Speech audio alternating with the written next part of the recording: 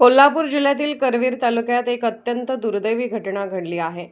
दुचाकीवरील नियंत्रण सुटल्याने पती-पत्नी रस्त्यालगतच्या विहिरीत कोसळल्याची घटना समोर आली आहे।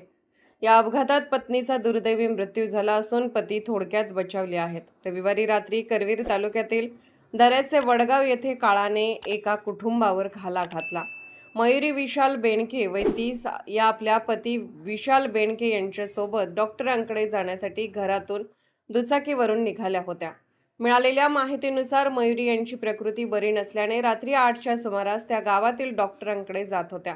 यावेळी दुचाकी त्या स्वतः चालवत होत्या। घरापासून काही अंतरावर रस्त्यालगतच्या विहिरीजवळ पोहोचताच अचानक जोराच्या वाऱ्यामुळे मयुरी यांच्या डोळ्यात कचरा गेला। त्यामुळे त्यांचे दुचाकीवरील नियंत्रण सुटले आणि क्षणार्धात पती-पत्नी दुचाकीसह विहिरीत कोसळले।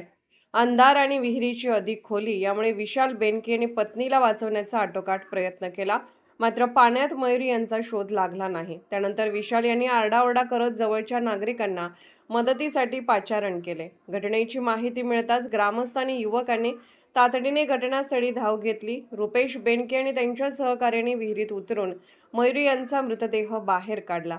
यानंतर मृतदेह शवविच्छेदनासाठी CPR रुग्णालयात पाठवण्यात आला। या दुर्दैवी घटनेमुळे परिसरात हळहळ व्यक्त केली जात आहे। मयुरी बेनके यांच्या पश्चात पती, 2 लहान मुली, सासू-सासरे आणि दीर असा परिवार आहे।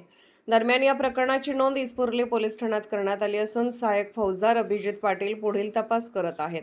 एका क्षणात होत्याचं नव्हतं झालं। किरकोळ कारणामुळे घडलेल्या या दुर्दैवी अपघाताने संपूर्ण परिसर हळहळला आहे।